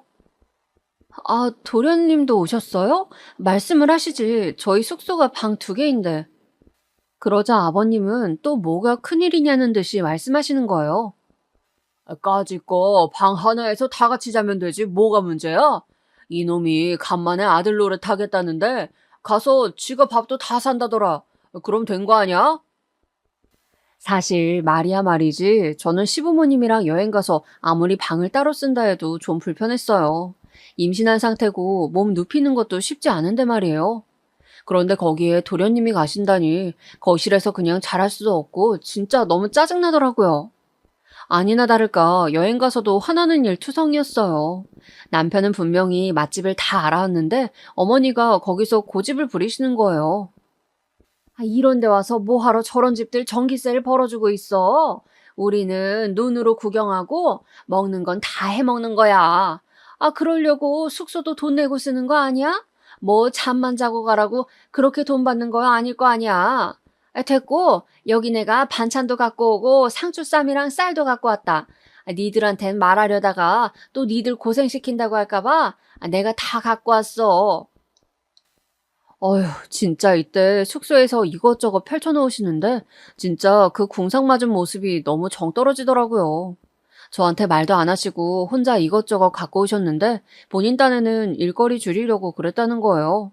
하지만 이게 다 일이지 뭐겠어요. 생전 저는 안 해먹는 청국장이며 뭐며 나물 같은 것들도 무친 것도 아니고 그냥 생으로 사오신 거예요. 미주 너 보니까 집에서 요리를 전혀 안 하더라. 내가 그렇다고 우리 집으로 불러서 가르치기도 뭐하고 네가 도통 전화도 안 받고 삐져가지고 우리 집에도 안 오잖아. 이런 때에 애기 뱃속에 있을 때 요리는 많이 배워두는 거야. 내가 하나하나 가르쳐 줄 테니까 제대로 배워. 그래서 내년부턴 너도 김장도 해야지. 아, 정말 속이 부글부글 끓다 못해 열이 머리 위로 확 몰려드는 게 느껴졌어요. 표정 관리도 안 되고 미칠 것 같은데 이때부터 남편이 정해둔 일정은 하나씩 다 어긋나기 시작한 거예요. 뱃속에 아기를 임신한 상태로 서로서로 재미있게 놀자고 계획한 여행인데 왜 여기서 몸이 제일 불편한 제가 일이 많은 걸까요? 한창 밖을 돌아다니면서 구경도 하고 카페도 가고 전시회도 갈 예정이었는데 어머니가 그 부산스런 짐더미를 풀어헤치셨어요. 그러니 슬슬 이 집 남자들은 거실 소파에 누웠다가 아버님은 여기 방에 들어가셔서 코 골고 주무시질 않나 점점 나른하게 2~3시간이 흘러가는 거예요. 저도 어찌나 스트레스가 되던지 슬슬 배가 뭉쳐오기 시작했어요. 저 어머니, 저 몸이 안 좋은 것 같아요. 잠깐만 앉아 있을게요. 그랬더니 어머니는 절 힐끗하고 흘겨보시더니 몸이 왜 그렇게 약하냐고 핀잔을 주시더군요. 야, 지나가는 사람을 붙잡고 물어봐라. 돌도 씹어먹을 나이 내가 뭐가 그렇게 힘들다고 농땡이야. 이런 데까지 올 생각을 했으면 제대로 몸 관리를 했어야지. 그러면서 먼 나물을 삶고 고기를 굽고 김치찌개를 끓여대시는데 쌀 고르는 것부터 다 알려주겠다고 계속 뭐라 말씀이 많으신 거예요. 이쯤 되니 저도 이제 이성을 잃을 수밖에 없었어요. 어머니랑 얘기해봤자 소용이 없으니 저쪽 다른 방에서 골아떨어진 남편을 발로 걷어찼어요. 그리고 쥐죽은 듯한 목소리로 새보다 빠르게 속삭여서 깨웠습니다. 일어나, 뭐해 지금? 나 이렇게 일 시키게 둘 거야? 어디서 지금 누워있냐고? 나 지금 힘들어. 남편인 이때 자다 깨서 엄청 짜증스러워했고 심지어 침까지 스르륵 닥더라고요. 아이씨, 자는데 왜 이렇게 귀에다 소리를 질러? 이때 저도 움찔해서 뒷걸음질 치게 되었어요. 더 가관인 건 그러고 그냥 자버리는데 그대로 나중에 저녁 먹으라고 깨우니 그제서 일어나서 제 눈치를 보는 거예요. 어머니는 그렇게 저를 힘들게 부려먹고도 자기 집 새남자가 안쓰럽다며 아주 노래를 부르시더군요. 우리 집은 이렇게 식구들끼리 남자 셋에 낑겨서 내가 기도 못 피고 살아왔어. 그래도 사는 게 바빴으니까 이렇게 다녀본 적도 없고, 그러니 이렇게 나온 게 얼마나 좋냐고. 이렇게 자주자주들 놀러 다니고, 맛있는 것도 먹고, 좋은 데도 다니고, 그러는 거야. 하지만 저는 분이 풀리지 않아서 한 숟가락도 뜨지 않았고, 아버님은 그런 저를 보며 시비를 걸어오시더군요. 이날 이후로 저는 얼마간 시댁과 왕래를 끊게 되었어요. 바로 짐을 들고 밖으로 나가서 택시를 불러 올라가 버렸거든요. 니는 뭐가 그렇게 불만이라서 입이 대빨 나와 있냐? 하여간 얼굴도 우거지상이고 보통 기센 게 아니야, 네가. 이런 데 왔으면 고맙다고 넙죽 인사라도 같이 해 날랐어야지. 네 어머니 저렇게 힘들게 음식하는데 대체 뭘 하고 있었던 거냐? 아버님, 입이 대빨이라뇨. 그게 아니고, 아니, 당신이 말 좀 해봐. 저는 이렇게 남편에게 넘기려는데 그 순간 아버님이 저한테 호통을 치시는 거예요. 어디서 주제도 모르고 서방을 가르치려 들어? 네 눈에는 우리 준영이가 네 아들이라도 되는 줄 아냐? 어디 부모 앞에서 겁도 없이 이래라 저래라야. 평소에도 너 그렇게 우리 준영이 잡고 사냐? 어? 전 이쯤 차오른 분노를 자제할 수 없었고 그대로 한참 아버님 눈을 응시했어요. 아버님은 제가 계속 노려보는 시간이 길어지니 본인도 얼결에 눈을 딴 데로 돌리시더군요. 그러다가 헛기침하면서 뭐라고 하려는 사이 저는 조금도 제 역성을 들어주지 않는 남편에게 제일 질렸기에 그대로 제 가방을 들고 일어섰어요. 그제서 남편은 뭐라 몇 마디를 하더군요. 미주야, 잠깐만. 야, 왜 일어나, 미주야? 하지만 저는 지갑까지 있는지 확인한 후 뒤뚱거리는 몸으로 신발을 우겨 신고 그대로 로비로 나갔어요. 마침 엘리베이터도 멈춰 있었고 문을 열고 남편이 달려오는 소리도 들렸으나 그대로 문을 닫고 밑으로 내려가 버렸습니다. 당연히 호텔 앞에는 택시들이 질비해 있었고 거기에 쓱쓱 올라탄 다음 곧장 4-5시간 동안의 시간을 지나 집으로 왔어요. 이때 택시 안에서 어찌나 서럽고 눈물이 나던지 그 와중에 남편한테 전화도 왔었어요. 택시 아저씨는 전화 내용을 듣더니 괜한 참견까지 하시더군요. 거 세댁 시부모님도 같이 계신 것 같은데 그렇게 박차고 나오면 어떡해요. 죄송하다고 하고 얼른 들어가요. 나도 며느리가 있어서 남일 같지가 않네. 중간에 남편이 얼마나 곤란하겠어요. 이때 저는 공연히 택시기사 아저씨한테 성질을 내버렸네요. 아쉬운 건 우리 아버님한테나 이렇게 와악 하고 소리를 지를 걸 후회가 되더군요. 아저씨는 며느리만 있고 딸은 없으세요? 아저씨 딸이 임산부인데 시댁 식구들이랑 여행 가서 몇 시간을 꼬박 서서 음식만 하고 있었다면 괜찮으세요? 남의 집 귀한 딸 데려다가 쓰러지기 직전까지 그렇게 부려먹는 게 당연한 거예요? 그래놓고 시아버지란 작자는 며느리한테 멍청하네 어쩌네 자기 아들을 하늘처럼 모셔라 이런 소리 하는 게 정상이냐고요. 마음에 안 들면 여기 어디 내려주세요. 제가 왜 아저씨한테까지 이런 말을 들어야 해요? 그러다가 끝내는 서러워서 와악 하고 울면서 엎드려서 엉엉 쏟아내는데 한참 달리던 택시기사님은 속도를 조금 늦추는 듯 하더니 조금 어쩌게 미안하다고 하시더군요. 아유, 미안해요. 내가 생각이 짧았네. 괜히 끼어들어서 화나게 해서 미안해요, 세댁. 기분 풀어요. 그렇게 사과하시니 저도 속에서 뭔가 우웅하고 올라오면서 이 아저씨 잘못은 아닌데 또 여러모로 머리가 복잡하더군요. 어찌되었건 그렇게 새벽이 다 되어서 집에 들어왔고 들어오자마자 씻지도 않고 소파에 뛰어들었어요. 그렇게 감정은 최악으로 치닫게 되었으며 다음날 아침 서둘러 올라온 남편과도 꽤나 큰 전쟁을 벌이게 되었어요. 서로 상처는 상처대로 입은 상태로 은연중에 서로 거의 타협을 하듯 한 약속이 있어요. 당분간 시댁에 안 가겠다 이거 말이에요. 그리고 남편도 어차피 상황이 일이 되었으니 굳이 만나게 할 이유도 없고 알겠다고 하더군요. 하지만 이런 제 얘기는 씨도 안 먹혔던지 며칠 뒤 누가 우리 집을 부술 듯이 발로 차대는 거예요. 문을 열었더니 어머니가 도끼 어린 눈으로 저를 노려보고 있었고 제 집처럼 확 들어오시더니 여기저기 베란다며 방까지 다 휘집어 보시는 거예요. 아, 진짜 왜 이러시는 거예요? 연락도 없이 오셔서 뭐 하시는 거냐고요? 야, 이게 네 집이야? 네 집이냐고? 어머니도 이젠 대뜸 아주 눈이 뒤집혀서는 막말을 하시는 거예요. 이날 어찌어찌 저는 몰아냈지만 이후로는 집에 와서 발로 부수건 말건 간에 저는 문을 열어주지 않았어요. 그러다 돌아온 사정은 또 얼마나 웃겼는지 아시나요? 이 사건으로 저는 진짜 이 인간들과 안 되겠다 싶어 이혼을 결심하게 되었어요. 남편이 회사에 있을 시간이고 아직 우리는 냉전 중이었고 전 막달 무렵이었어요. 그런데 어머니가 저한테 문자를 보냈는데 진짜 가관도 아닌 내용이었어요.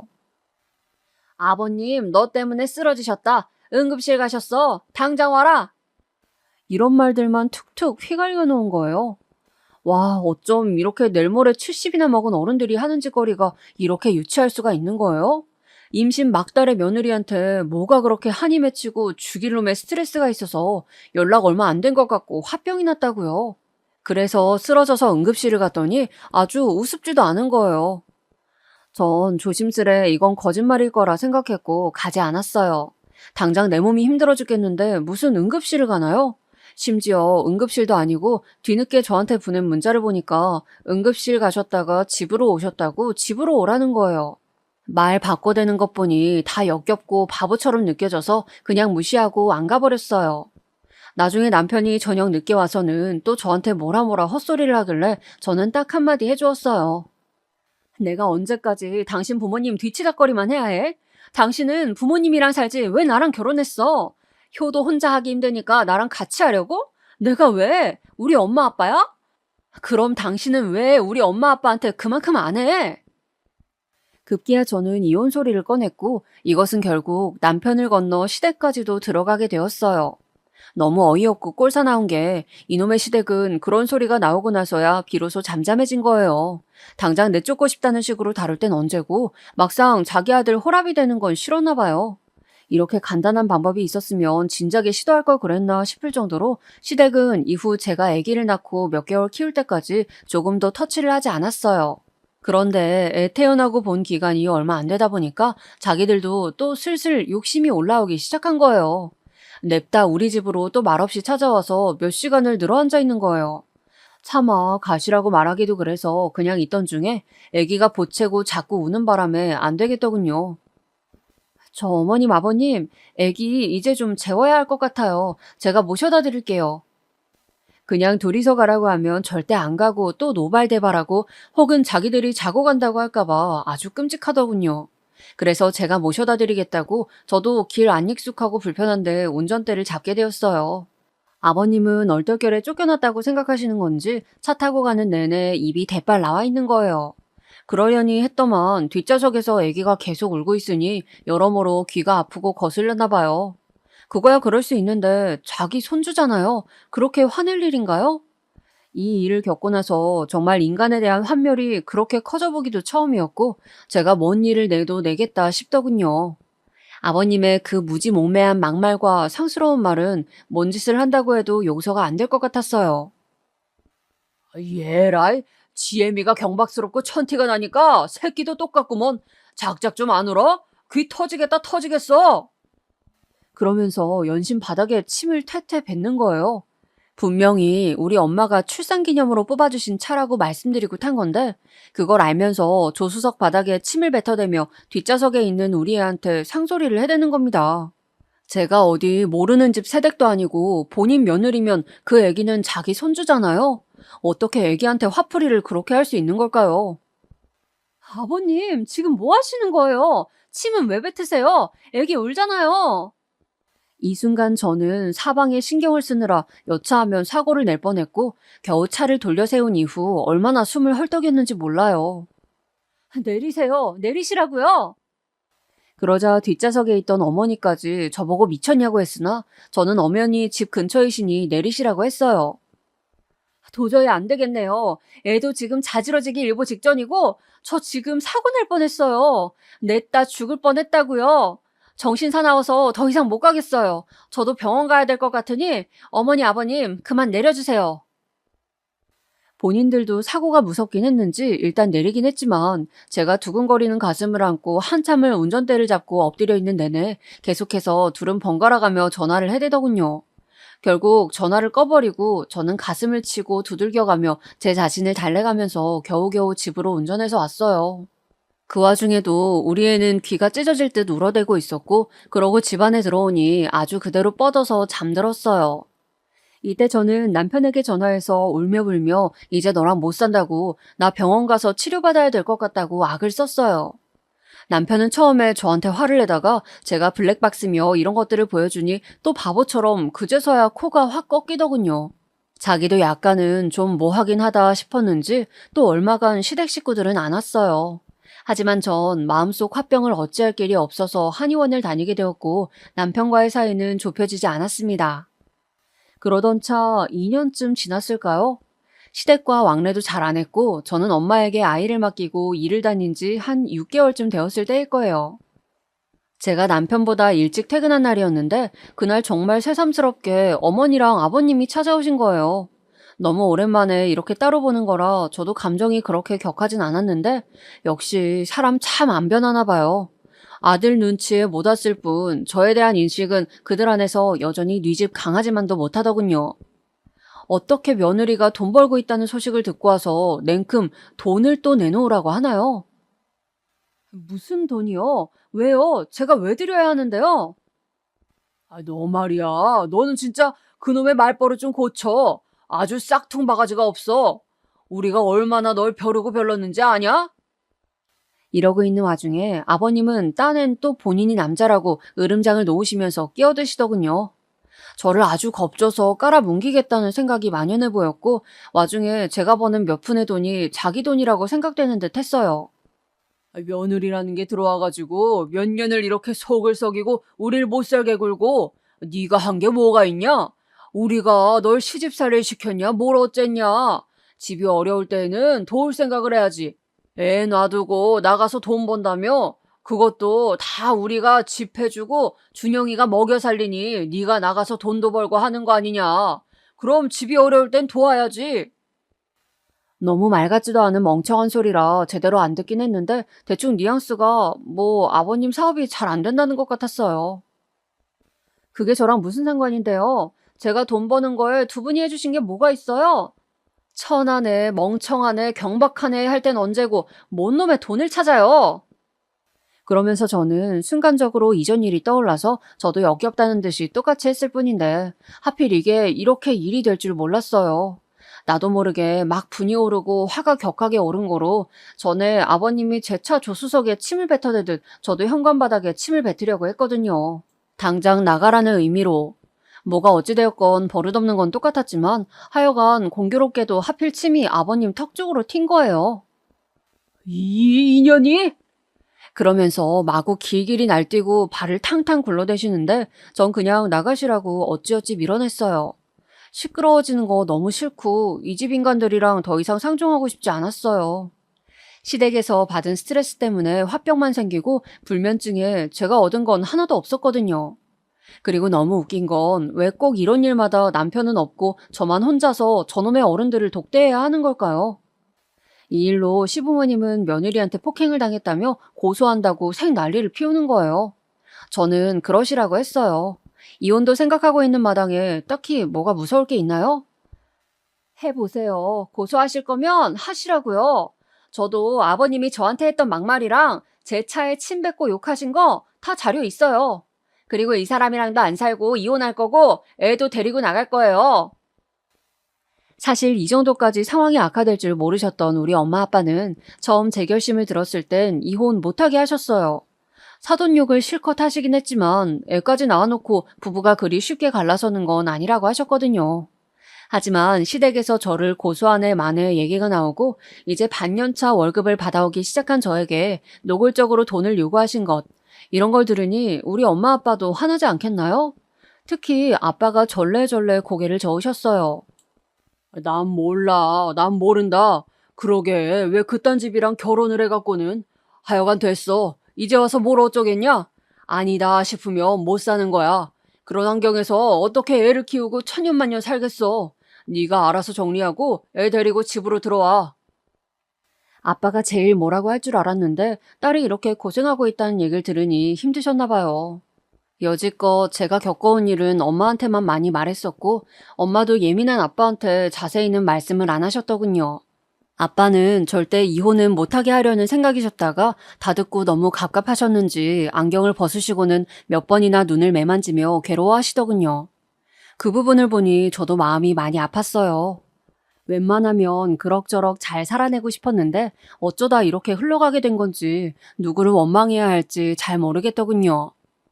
아무튼 이렇게 뼈아프게 가슴이 타들어가듯 우리 친정부모님의 허락을 받고 이혼을 결정하게 되었는데요.